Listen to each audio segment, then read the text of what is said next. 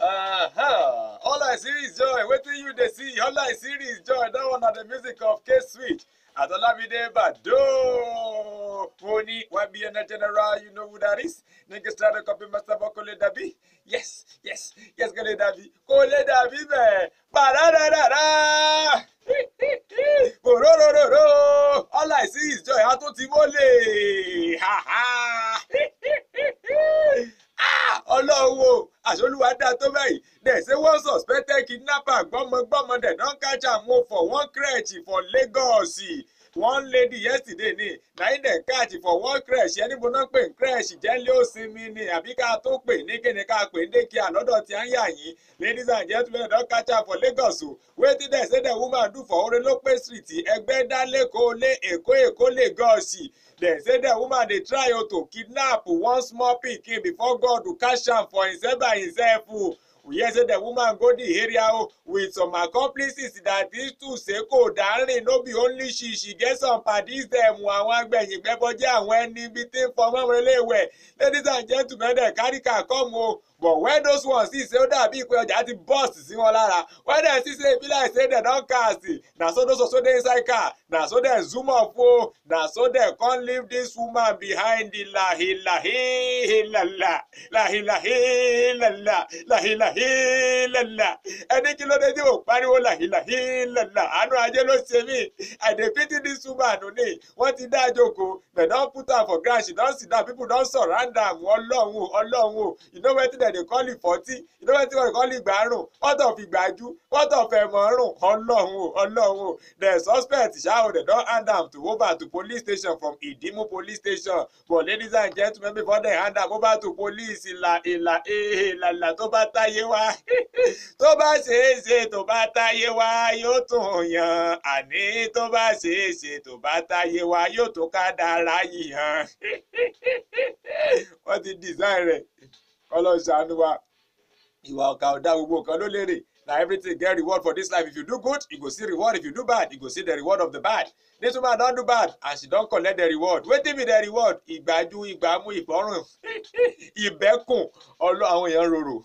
People are wicked.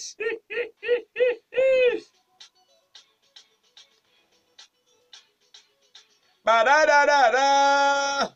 Mo ní kí ni Ọlọ́run kò lè ṣe, àníṣe kí ni ó ṣòro fún Jésù, ọba lágbára ni, pẹ̀lú Ọlọ́run ohun gbogbo ní ṣíṣe. Kí ni Ọlọ́run kò lè ṣe? As I dey sing the song, I come still remember another song táwọn ọmọ Zion ń kọ nínú agbára ńlá ta ló wọ ultimate power ẹ̀ wò sáwùrù. Agbára tó ju agbára lọ. How many of una remember that film? How many of una remember the brand film? Ẹ ti gbàgbé fíìmù yẹn. You don forget am o. E get one song wey dem say for inside that film. Tán ní pé wetin there is nothing wey be say wetin God no fit do. Kílẹ̀ ò lè ṣe Ọlọ́run àwa kílẹ̀ ò lè ṣe. Ladies and gentlemen, wetin be the thing wey dem don do? Wetin be the thing wey God don do? Ladies and gentlemen, shey una remember the bridge incident, the container wey fall for Ojú Ẹlẹ́gba. Dem say one pastor wey still be doctor, Fasanmade, e don top am, but ṣá o, ìránṣẹ́ Ọlọ́run kò kú. That is to say, the man of God no die o. Wọ́n ní ó jóná kò kú, ó jábọ́ kò fọ́, Olúwa ti gbé ẹ̀ lékè, odò ọmọ náà bá ń sìn. Ladies and gentlemen, pastor no kú ọ̀rìn ló dà yìí, ó kú tì lájà. Ladies and gentlemen, if you see the car, they come tell you say the person wey drive the car, he no die, wà láìta láì, ẹni wà láì má fún mi jẹ. That is to say, má finú mi mo mọ̀ ẹ́ jẹ́ pàdé brother. Ìwọ dey say na èrè dem wan give you shop, but ṣá o, God is faithful because say God rescue this man. This man no die. The man no die o, and nothing do am. But if you see the car, la. Now this one oyinbo dey call write off because the thing e no get as they wan do am pass. Dem no even fit repair this one. Anybody wey fit repair this car, dem suppose give am award because the thing is spoil no be small. But this man dey thank God o. Ó ní òṣè kí ni èmi ní ẹni tọ́lọ́run ò pa. Na me be the man wey God no kill. Na me be the person wey be say Almighty God he bless èmi lọ́lọ́run. Mo ní èmi lẹ́ni táráyé ti rò pé wípé kò lè dá nǹkan rẹ̀ ṣe. Pásítọ̀ ló kọrin ṣùgbọ́n mo rí àánú rẹ̀ gbà. Olúọ̀run ló bá mi ṣe. Mo ní Olúọ̀run ló bá mi ṣe. Olúọ̀run ló bá mi ṣe. Mo ní wípé èmi lẹ́ni táráyé ti rò. Táráyé ti rò pé wípé kò lè dá nǹkan rẹ̀ ṣe. Ṣùgbọ́n mo rí àánú rẹ̀ gbà. Olúọ̀run ló bá mi ṣe. They say it remains small, make God to save me. Àlàyé forget am, God no ready to save you ni o. Ó kù díẹ̀ kọ́ lọ́n yọ mí wà láìtàláì Ọlọ́run ṣe tán tí ó yọ ọ́ nítorí pé ọba mi á ṣe nǹkan mọ́kù na God ń gọ́. But if no be God, where we for dey? Ọlọ́mọ ní pé kí tún ni tí bá a ṣe pé Olúwa oníbùwọ̀rẹ́ tó ti wà ní tiwa.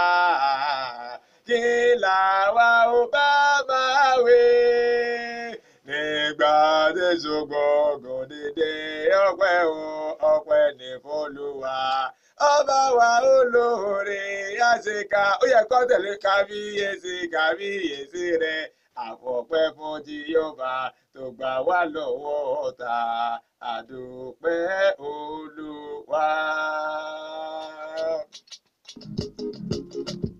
Hey, what have you done for? If not be God, where we for day? I'm the bench. Housekeeper and my Jamaican friends coming. If no be God, who I for be? I be a nobody. But for God, who I be? I say, I'm a somebody. God, not my superstar. Not my superstar. Alpha and Omega, not my superstar. He's the greatest superstar. My greatest superstar. Everything I know, everything I own, I got it all from you. So I get. You say what this slave man do me? No be for inside this slave man where I wan read them tori. I no see anything for inside this one. No, I wan fari òfò ọkọ bá dira. Àbí kán rìn pàbà kán wò hàn kán tẹ̀lé ṣùà. You say àwọn owó nìyẹn àwọn olè ní. Ladies and gentlemen, I dey talk about people wey dey thief ní. Ladies and gentlemen, they don catch them. Wo two of them when àwọn owó ní dem say dem be slave mama. Àwọn fari òfò ọ̀fọ̀ yẹ ẹ̀jẹ̀ dàdí tún ṣe ṣakọ jìyà. Àwọn smellos lọ́lábìdé máa ń pè wọ́n. Ẹni kí náà ṣe fún mi èmi kọ́ wọn tó ṣe mí ní kẹ̀kẹ́. They say two slave mama, they don catch them for one boutique for Delta State. Kí náà ṣe ojú olè rèé olè. How person go dress ìtàmúra gegege àṣẹ tìmùtìmù kẹ́gbin dànù. Dem be thief. Dem say two suspected female thieves na im God catch for himself by himself yesterday evening.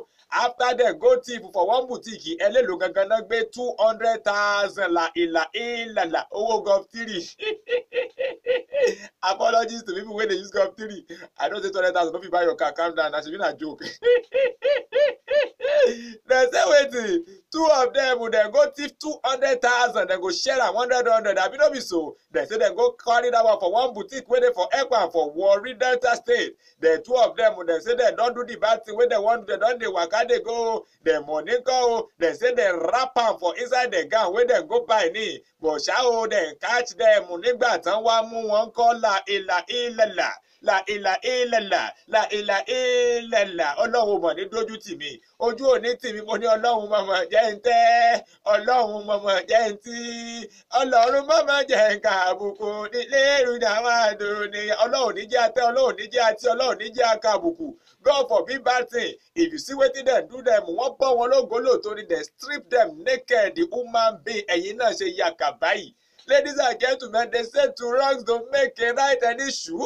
Now, so, ladies and gentlemen, they catch them, they strip them naked, and they call shaking in one fee to touch them one before they call hand them over to police. Show ye kó rí báyìí Ọlọ́run máa ṣàánú wa. Wọ́n ní iṣẹ́ tó lè lọ lẹ́wọ̀n padà ṣe jẹun. Na work wey hard, na him lazy man go do last for him life. Any kí ló ṣẹlẹ̀ bó ṣe máa rí nìyẹn. Anyhow we go be like that. Na so God wire this life. If you think say you fit dodge wetin, you fit dodge responsibility early in life. Ẹni tí ò bá firun dúdú ṣiṣẹ́ yóò firun funfun yóò fi ṣe kí ni wà láìtàlá yóò fi sanná ní ara yóò fi dààmú. Person wey no work with black hair, dem say e go use im grey hair. E go take am beg, e go take am suffer. And person wey see work wey e no dey do with im 2 hands, e go put am for shame because say e go do wetin e no suppose do. A ṣe tí ò yẹ kó ṣe bí ìkọnúkọ́rọ̀ mi ò wọ Ọlọ́run ṣàánú wa. You want to slay but you don't want to work. Àwọn tádékúnlé bá wíre o ọ̀lẹ alápá má ṣiṣẹ́ ò lówó fẹ́ flẹ́sì o. No food for lazy man baby mi double your hustle o. Anything wey you want o. If you get time you go like o. Má fagbalago ṣiṣẹ́ o. Stop living fake life. Òróró no be crude oil. Pussycat no be tiger. Monkey yàtọ̀ sí chimpanzee. Ó yá wọ́ọ̀kì o wọ́ọ̀kì o. Swagger no be for monkey o. Ìwọ náà fẹ́ ṣe bí ìbọn ìgbà bẹ́ẹ̀. Swagger ń ṣe fọ́lẹ̀ o. Àní wọ́ọ̀kì o wọ́ọ̀kì o. Ladies and gentlemen wọ́ọ̀kì wọ́ọ̀kì wọ́ọ̀kì wọ́ọ̀kì wọ́ọ̀kì wọ́ọ̀kì wọ́ọ̀kì wọ́ọ̀kì wọ́ọ̀kì wọ́ọ̀kì ní iṣẹ́ ìpani àìṣe rẹ̀ gángan gángan. Onímọ̀ mi ìyá Ayétúndé ló sọ fún mi pé máa ń pààyàn kò sọ fún mi rí o pé ìṣe àmọ́ pààyàn kọ́ lọ́hùn ó ṣàánú wa. Ràdàdàdàdà. Still in the spirit of that victory, bá a ṣe ń mólè lọ́tún là ń mólè lọ́sì bá a ṣe ń mú láká ebé là ń mú láká ebé là ń mú lákàtún lákàsì. Ladies and gentlemen wọ́n tún ti mólè o. They say they don catch this pikin this boy o. Ẹni kíní ṣe òun máa ń yọwó láàpò èèyàn ni àwọn tí máa ń dàyàn so god ní bus stop. People wey be say dem dey frustrate other human being like dem for work for bus stop. Ti sọ wallet nù rí lọ bus stop. You never throw away wallet for bus stop before. My brother that day you go know the definition of frustration. If you go through away wallet, you can't discover for where you want enter bus. I mean, then pick your pocket. La. Then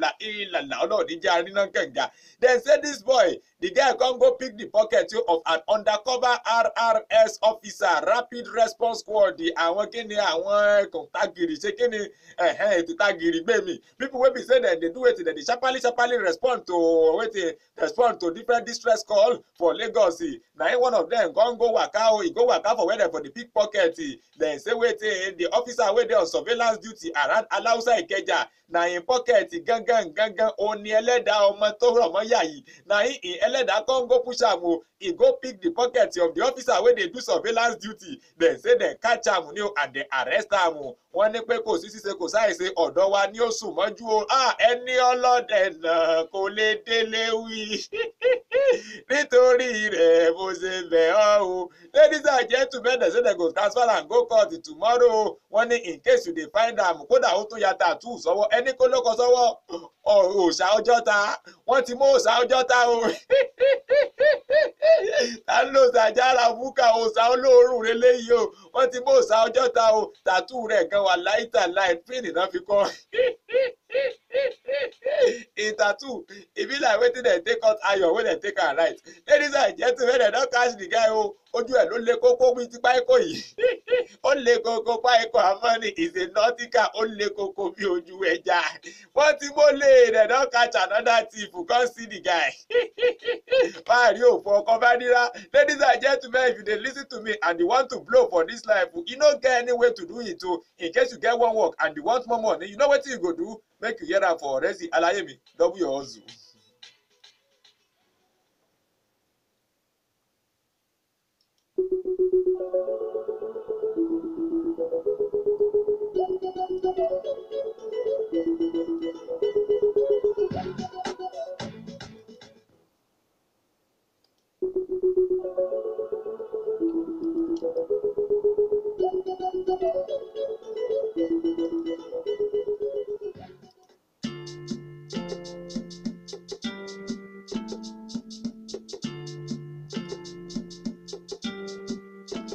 Baby tani kò fẹ́ wá tó sọ pé no, she no say one day man go blow. Life na one by one or two by two. Body no worry, your time go show. Allah. Allah, yeah, double your hustle. No time for batty. I've been living the life, oh. I'll be drinking tonight, I'ma show you tonight for sure. Whether I don't bury or I don't go yaro, right and high. I want you to turn up, oh. Wetin we dey talk, oh, double your hustle. No be him go talk, he say make my brothers and sisters for our own Ibadan for here. The thing wey I see for inside the news, wa light and light, it shock me, it tear my mouth, ó yà mí lẹ́nu o. Anything mo rí àbùdá, you say wetin I see wey fit tear my mouth. Dem say today oh, dem say na so the thing fall o, wetin be fall, wetin fall o, NNPC tanker dem say e fall for Ìbàdàn tí à ń yà yín làwọn èèyàn tó ń sá lọ bẹ̀ tán lọ ń bu epo la ìlà ìlàlà people wey be say dem dey behave like say dem get the photocopy of their mind of their life for inside house. How per tanker go fall for dis Nigeria wey we dey, wey you know wetin happen just last month? People still dey go there go pack fuel. So don gbọ́ pé fuel gbé ẹ̀ fuel no go kill us yo, e no go kill me, e no go kill you, fire no go kill us yo. Àmọ́ ṣá o, wọ́n ní fọ́lọ́run tó ti máa ń fokùn ọ̀gẹ̀dẹ̀ gọ̀pẹ́ àti ṣe kíni rẹ̀ ó wà lọ́wọ́ ara rẹ̀. Ọlọ́run ti ṣèwọ̀n tó lè ṣe fún yín, ẹ̀yin ló kù kẹ́ ẹ múra tó bá sì wù yín ẹ fọwọ́ ara yín ẹ fi sọ́ra náà sọ́ra yín kọ́lọ́run ó ṣàánú wa o. Èmi ò ṣe kíni, èmi ò ṣe tán ikú, ẹbí mi ò ṣe tán ikú, ẹni bá roku rò wá o kó mọ gangan. Ladies and gentlemen, yeah, now 070 55,949 or 080 97,949. Either of those two numbers.